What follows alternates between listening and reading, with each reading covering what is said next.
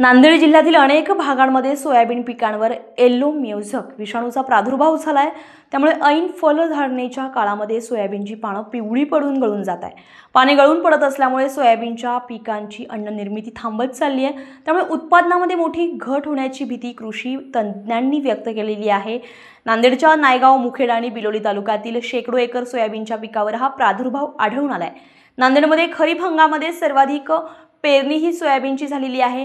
Soybean पीक वाढवण्यासाठी शेतकऱ्यांनी हजारो रुपयांचा खर्च केलाय। मात्र आता येलो मोज़ॅकच्या प्रादुर्भावामुळे शेतकऱ्यांच्या तोंडचं पाणी पळालंय।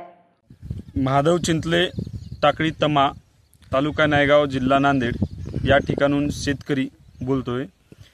मागल्या अनेक वर्षापासून हा येलो मोज़ॅक ह्या मागल्या 3 वर्षापासून थोड्या प्रमाणात होता, पण या वर्षी तर त्याचा उद्रेकच झालाय। मागल्या 3 दिवसापूर्वी ह्या प्लॉटमध्ये फक्त 3-4% असणारा हा पिवळा रोग आज पूर्णतः 50% 4 दिवसामध्ये व्याप्ती घेतलाय आणि पुढच्या 4 दिवसामध्ये या आमच्या पूर्ण जमिनीमध्ये पूर्ण पिवळा रंगच पुढे दिसतो की काय असा प्रश्न झालाय।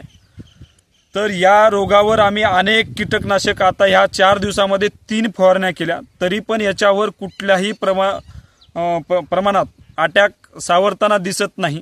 तर आम्ही काय करावं हाच आमच्या समोर मोठा प्रश्न पडलाय।